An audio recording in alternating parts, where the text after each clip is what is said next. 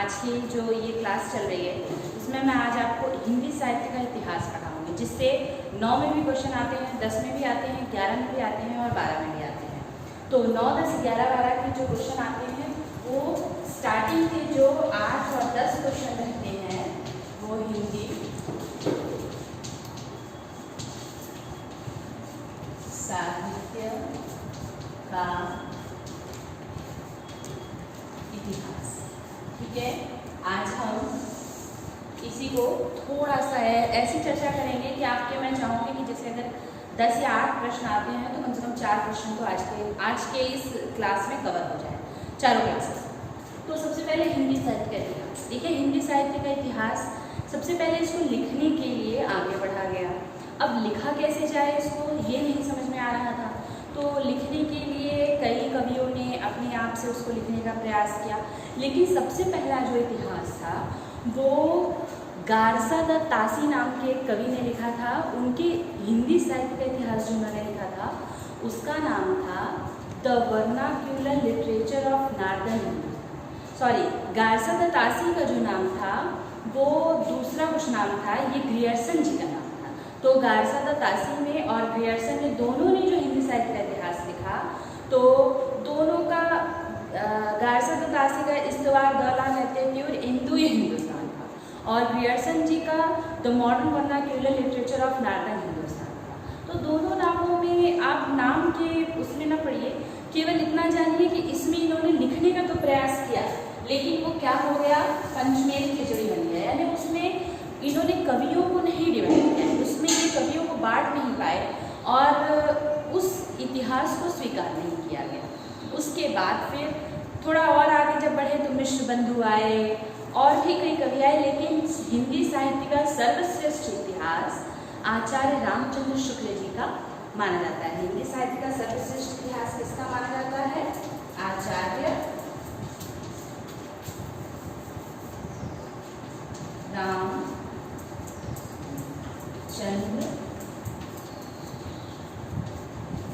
शुक्ल जी का माना जाता है। तो इनके इतिहास को हिंदी साहित्य के इतिहास के नाम की दर्जा दिया गया। अब हिंदी साहित्य में इतिहास जो था उसको भी कई भागों में बांटा गया, लेकिन आचार्य रामचंद्र शुक्ल जी ने इसको 4 भागों में बांटा है: आदिकाल, भक्तिकाल, रीतिकाल और आधुनिक काल। तो आचार्य रामचंद्र शुक्ल ने इनको क्या किया है? 4 भागों।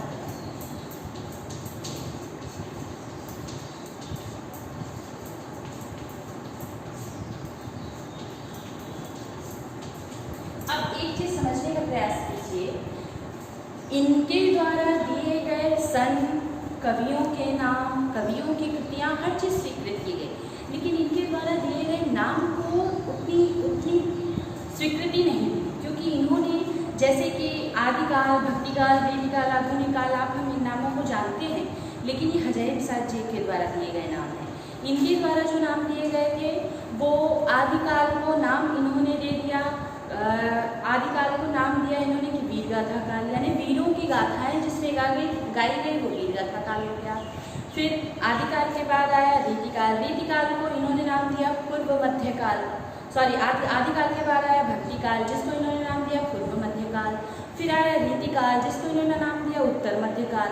फिर आया आधुनिक काल, जिसको इन्होंने नाम दिया गद्यकाल। यानी इन्होंने नाम की पराकाष्ठा, नाम की परिभाषा में ही संपूर्ण भाव को डाला, इसलिए इनके नामों को उतनी स्वीकृति नहीं मिली, लेकिन और बाकी इनके सन को, इनकी कवियों को, कवियों की रचनाओं को सबको स्वीकृति मिली।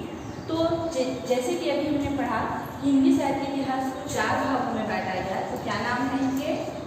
आदि काल, भक्ति काल, रीति काल और आधुनिक काल। अब आपको मैं इसी से संबंधित क्या क्वेश्चन बनते हैं, किस प्रकार से क्वेश्चन आते हैं, यही बताऊंगी। सबसे पहले हम आदिकाल के लिए। आदिकाल से बहुत ज़्यादा क्वेश्चन नहीं आते हैं। एक क्वेश्चन ये आ सकता है कि आदिकाल के 2 कवियों के नाम लिखो, तो आप लिख सकते हैं सरहपाका, शंकरपाका। जैसे आपने इस साल का पेपर उठाकर देखिएगा, क्लास 12 में ये बता रही हूँ, इस साल का पेपर उठाकर देखिएगा, चाहे सामान्य हिंदी का हो या साहित्यिक हिंदी का, देखिएगा, दोनों में ये क्वेश्चन आया था कि हिंदी का सर्वप्रथम कवि किसे कहा जाता है। तो मैक्सिमम बच्चे, चूँकि हम लोगों ने तो कॉपी ही चेक की है, मैक्सिमम बच्चे शर्रपा लिखे। शर्रपा गलत ऑप्शन है, सरहपा उसका सही ऑप्शन था। तो आप इस चीज़ को ध्यान रखिए कि आदिकाल में तो कई कवि हुए, लेकिन पहला कवि सरहपा को माना जाता है। और चंद्रवरदायी की एक रचना थी पृथ्वीराज रासो। तो पृथ्वीराज रासो में आपके आदिकाल में यानी रासो से संबंधित अगर कोई भी वर्ड आ गया, रासो से संबंधित अगर कोई भी शब्द आ गया, तो आप समझ लीजिएगा कि आदिकाल से रिलेटेड है।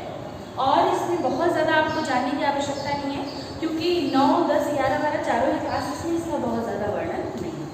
सेकेंड नंबर पे आता है भक्तिकाल।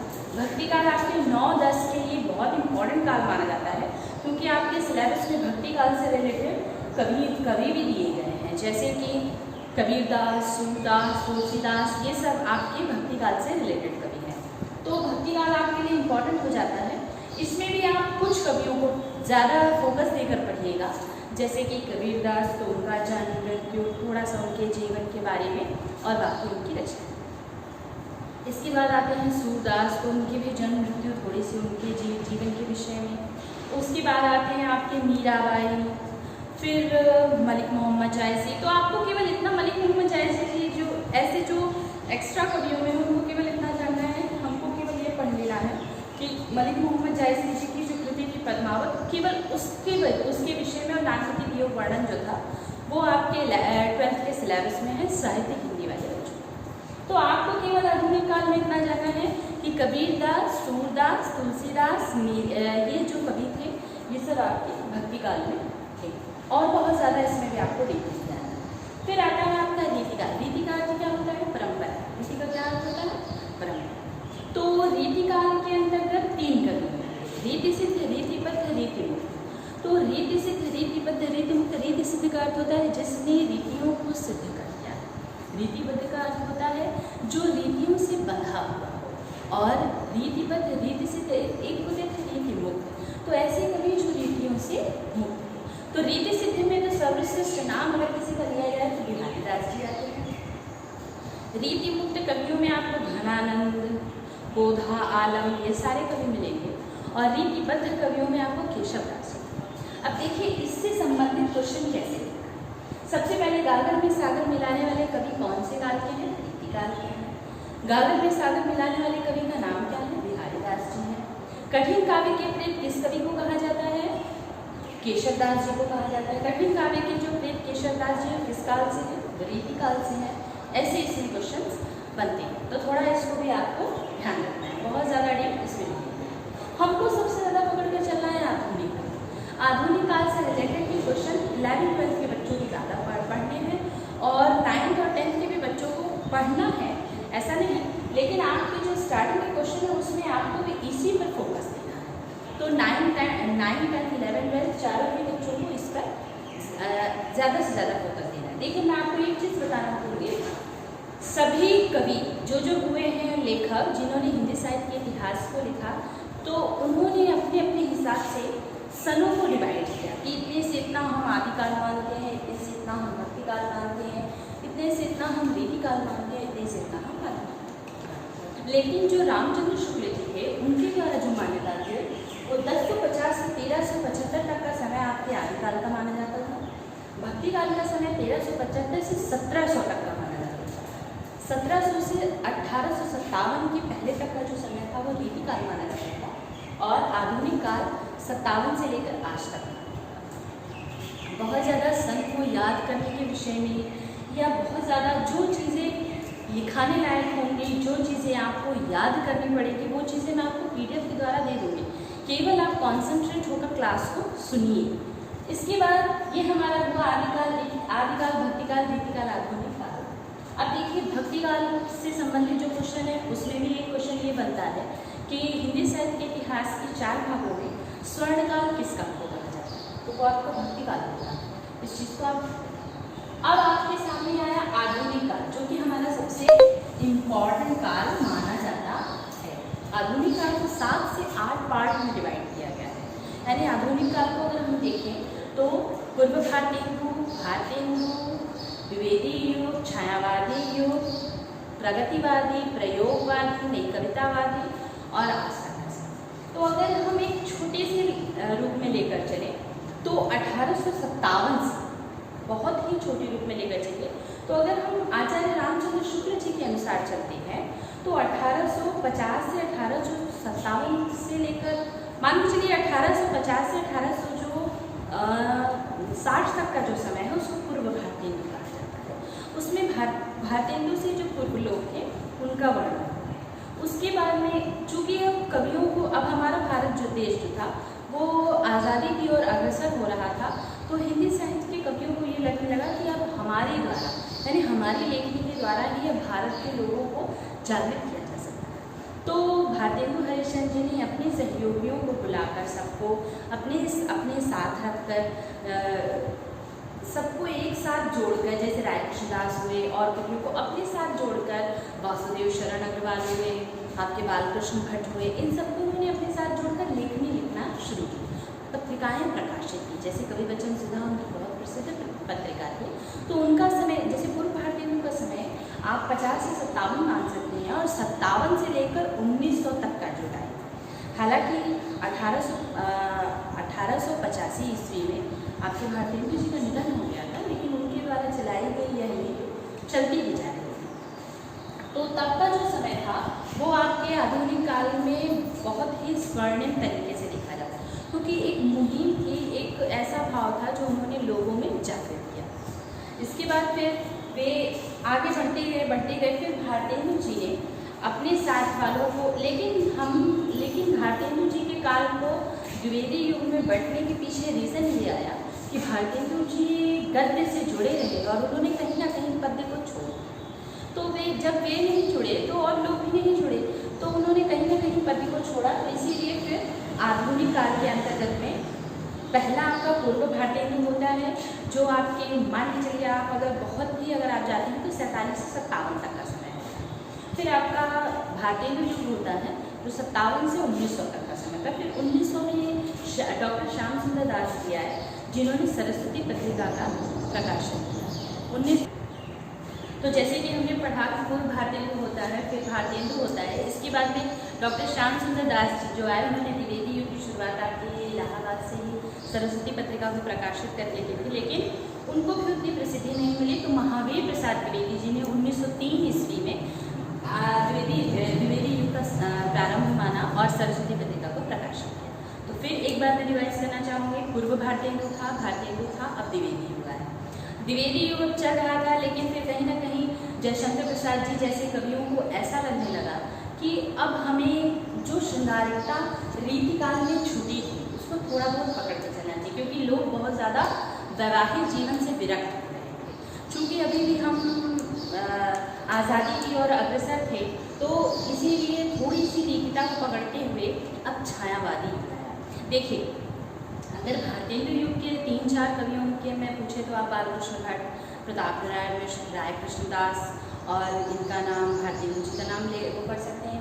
द्विवेदी युग के कवियों में पूछें तो आप डॉक्टर श्याम सुंदर दास, महावीर प्रसाद द्विवेदी, हजारी प्रसाद द्विवेदी, सिया रामशरण गुप्त, मैत्री शरण गुप्त, उसमें तो कवियों की भरमा। फिर छायावादी में तो प्रमुख 4 स्तंभ माने जाते हैं। छायावादी का जो समय है आपका, वो मुख्य रूप से 18 से 36 तक का होता है, यानी ऐसा माना जाता है कि 1918 से 36 तक का जो समय है वो छायावाद का समय माना जाता है। और उसमें 4 स्तंभ थे, जिसमें जयशंकर प्रसाद, सूर्यकांत त्रिपाठी निराला, सुमित्रा नंदन पंत और महादेवी दत्ता। फिर छायावाद भी धीरे धीरे वो होने लगा।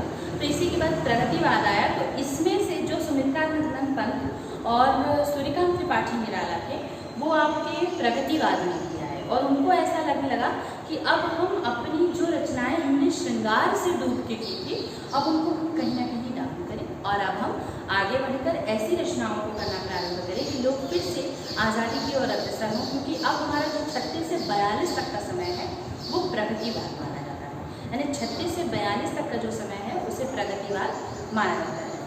फिर 36 से 42 तक के समय को प्रगतिवाद के अंतर्गत 36 से 42 तक का जो समय है वो प्रगतिवाद के अंतर्गत में माना जाता है। फिर प्रयोगवाद आता है, जो अज्ञेय जी ने जिसका प्रारंभ किया था, और अज्ञेय जी का पूरा नाम सच्चिदानंद हीरानंद वात्स्यायन अज्ञेय था, उन्होंने अपनी पत्रिका तार सप्तक से इसका प्रारंभ किया था। एक चीज़ याद रखिएगा कि जो युग हम बांटे जाते हैं, इसी युग में प्रेमचंद जी भी थे, जो आपके द्विवेदी और छायावाद दोनों में, और एक प्रकार से हमको माना जाता है कि वो भारतेंदु में भी थे, तो मतलब वो भी इसी के अंतर्गत है। तो चूँकि ये जो नाम है इनसे रिलेटेड मैं आपको कभी बता रही हूँ, जैसे भारतेंदु युग था तो भारतेंदु हरिचंद, द्विवेदी युग था महावीर प्रसाद द्विवेदी, फिर छायावादी था तो छायावाद में आपके जयशंकर प्रसाद, सूर्यकांत त्रिपाठी दयाला, सुनीता महावीर वर्मा, फिर प्रगतिवाद था सुनीतानंद और सूर्यकांत त्रिपाठी दादा, प्रयोगवाद था तो अज्ञेय जी आ गए। फिर अज्ञेय जी ने तार सप्तक, तार सप्तक का अर्थ क्या होता है? ऐसा तार जो सात सुरों से जुड़ा, यानी उन्होंने सात कवियों को लेकर तार सप्तक को 4 भागों में प्रकाशित किया था। तो तार सप्तक उन्होंने जब 4 भागों में अधिक ही इससे संबंधित प्रश्न था। सबसे पहले तार सप्तक जो दूसरा, तीसरा और चौथा निकला, उसमें एक महिला कवियत्रियों को पाया गया। जैसे दूसरे में आपके शकुंतला माथुर थी, तीसरे में आपकी सुमन राजे थी और चौथे में आपकी कीर्ति चौधरी थी। तो मतलब ये ऐसा समय था जब महिला कवियत्रियाँ भी आगे बढ़ रही थी, और आज तो महिला कवियत्रियों ने अपने उपन्यास से, अपनी कहानियों से बहुत ही ज़्यादा वर्चस्व प्राप्त किया हुआ है, जैसे ममता कालिया और आपकी उषा प्रियंवदा। ये सारी ऐसी कवियत्रियाँ हैं जो अब अपने उपन्यासों, अब यहाँ तक कि इनके उपन्यासों से फिल्में भी बनी हैं। जैसे आपकी अमृता प्रीतम एक महिला कवियत्री हैं जिन्होंने अपने ही जीवन से रिलेटेड एक उपन्यास लिखा था पिंजर, उस पर फिल्म भी बनी। तो इस प्रकार से प्रयोगवाद जो था वो अज्ञेय जी का था, फिर नई कवितावाद आया और फिर आज का आधुनिक समय आया। तो बहुत ज़्यादा हिंदी साहित्य का इतिहास बहुत लेंथी होता है, लेकिन आपको आधुनिक काल में ज़्यादा फोकस करके चलना है। एक बार मैं फिर से रिपीट करना चाहूँगी, आदिकाल, भक्तिकाल, गीतिकाल, आधुनिक काल। आदिकाल का समय 1050 से 1375, भक्तिकाल का समय 1375 से 1700, 1700 से 1857, 1857 से आज तक। आधुनिक काल को 7 से 8 भागों में बांटा गया। पूर्व भारतेंदु, भारतेंदु, द्विवेदी युग, छायावादी युग, प्रगतिवादी, प्रयोगवादी, कवितावादी और आज के लिए इतना ही। बहुत ज़्यादा अगर मैं डीप बता दूँगी तो आप 11th-12th के छात्रों को तो समझ में आएगा, लेकिन 9-10 के भैया बहन भी बहुत छोटे, तो उनके लिए नहीं है। तो इसीलिए केवल और केवल आज के लिए इतना ही। इससे रिलेटेड आप पढ़ते रहिए, मैं आपको लगातार PDF डालूंगी और आप बिल्कुल पढ़िए, पढ़ने में बिल्कुल भी वो ना करिए, अपने घर पे रहिए, सुरक्षित रहिए और इस संकट की